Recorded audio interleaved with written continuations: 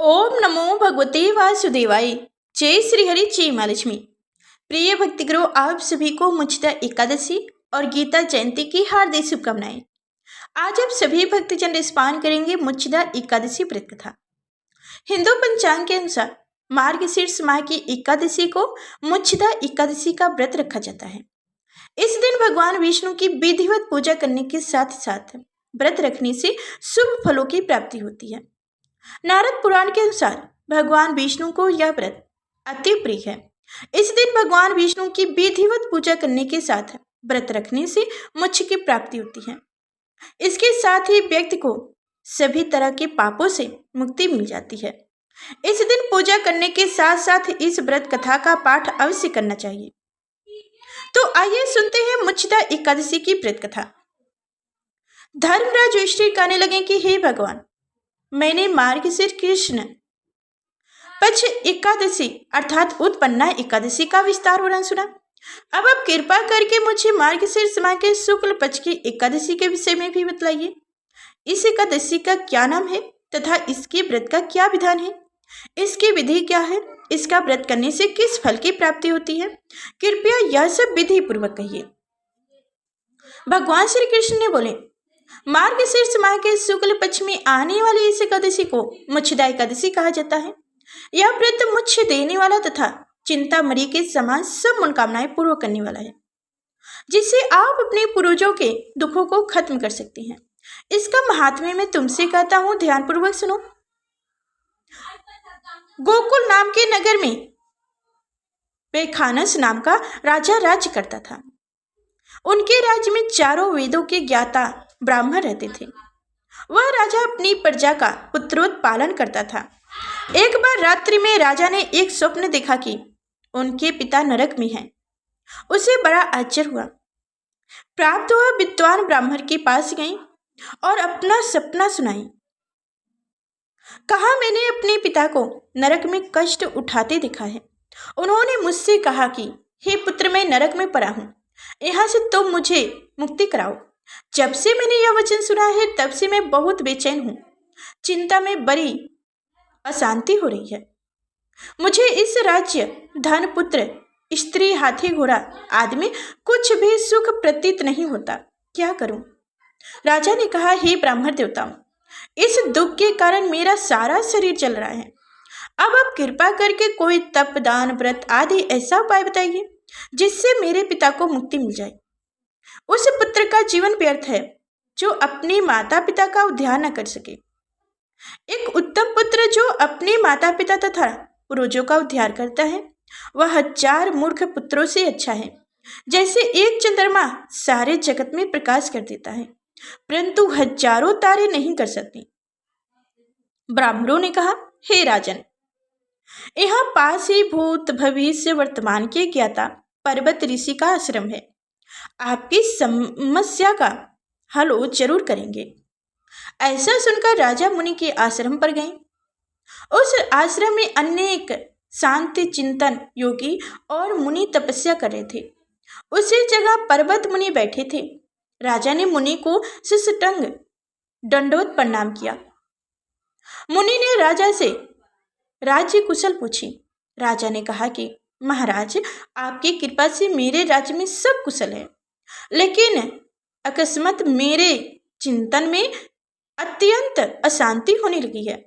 ऐसा सुनकर पर्वत मुनि आंखें बंद की और भूत विचारने लगी। फिर बोले, हे राजन, मैंने युग के बल से तुम्हारे पिता के कुकर्मों को जान लिया है। उन्होंने पूर्व जन्म में काम तुर होकर एक पत्नी को रति दी, किंतु सवत के कहने पर दूसरी पत्नी को ऋतुदान मांगने पर भी नहीं दिया। उसी पाप कर्म के कारण तुम्हारे पिता को नरक में जाना पड़ा। तब राजा ने कहा, इसका कोई उपाय बताइए। मुनि बोले, हे राजन, आप मार्गशीर्ष एकादशी का उपवास करें और उस उपवास के पुण्य को अपने पिता को संकल्प कर दें। इसके प्रभाव से आपके पिता की अवश्य नरक से मुक्ति होगी। मुनि के यह वचन सुनकर राजा महल में आए और मुनि के कहने अनुसार कुटुंब सहित मुझदा एकादशी का व्रत किया। इसके उपवास का पुण्य उसने पिता को अर्पण कर दिया। इसके प्रभाव से उसके पिता को मुक्ति मिल गई और स्वर्ग में जाते हुए वो पुत्र से कहने लगे, हे पुत्र, तेरा कल्याण हो। यह कहकर स्वर्ग चले गए। मार्गशीर्ष माह के शुक्ल पक्ष की मोक्षदा एकादशी का जो व्रत करते हैं उनके समस्त पाप नष्ट हो जाते हैं। इस व्रत से बढ़कर मोक्ष देने वाला और कोई व्रत नहीं है। इस दिन गीता जयंती मनाई जाती है। साथ ही यह धनुर्मास की एकादशी कहलाती है। अंत इस एकादशी का महात्म्य कई गुना और भी बढ़ जाता है।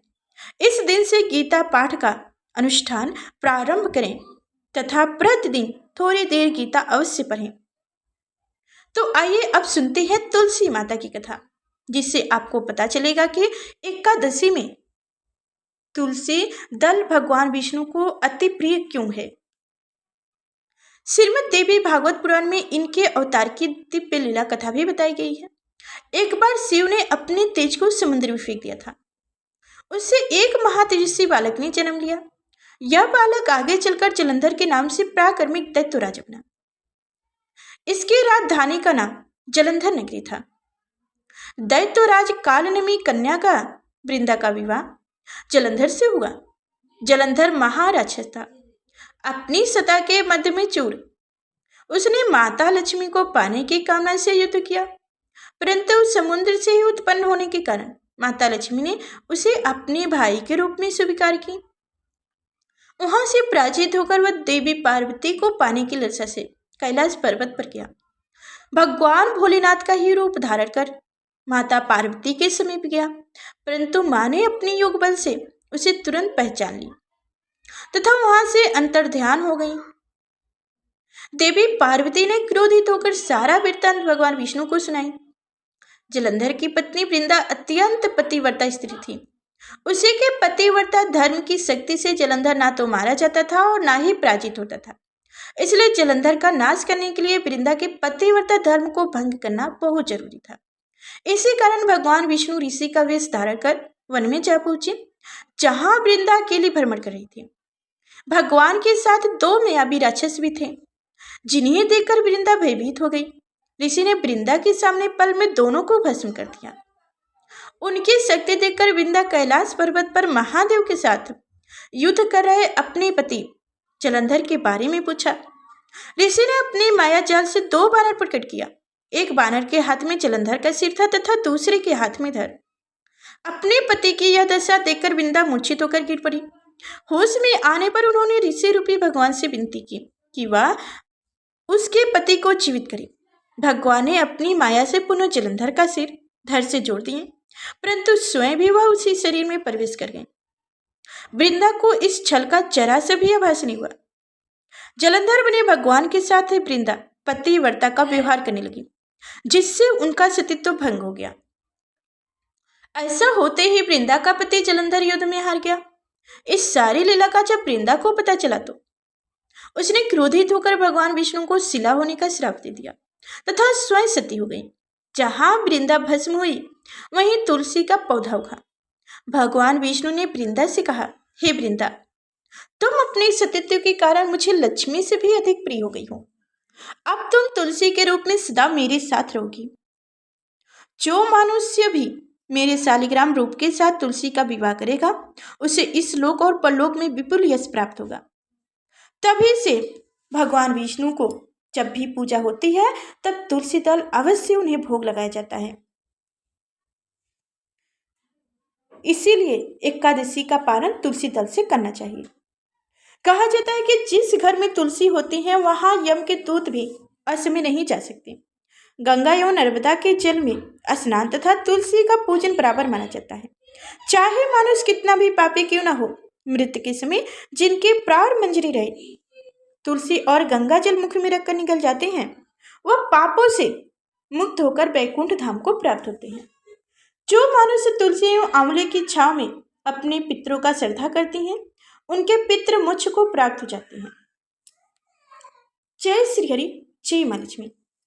अब जानिए मोक्षदा एकादशी व्रत का पारण समय कब रहेगा। तो इस बार 12 दिसंबर गुरुवार 7:07 से प्राप्त 9:09 तक किया जाएगा। यानी कि गुरुवार के दिन सुबह 7:07 से 9:09 तक आप व्रत का पारण कर सकेंगे। जय श्री हरि, जय मां लक्ष्मी। तो प्रिय भक्ति गुरु, आप सभी को मोक्षदा एकादशी व्रत कथा संपन्न हुआ। तो उम्मीद करती हूँ आज की यह कथा आप सभी को अच्छी लगी होगी। तो लाइक कर चैनल को सब्सक्राइब कीजिए और हो सके तो कमेंट बॉक्स में प्यारा सा कमेंट जरूर करिएगा। फिर मिलते हैं अगले नेक्स्ट वीडियो में। तब तक के लिए भगवान विष्णु और माँ लक्ष्मी की कृपा सदा सर्वदा आप सभी पर बनी रहे।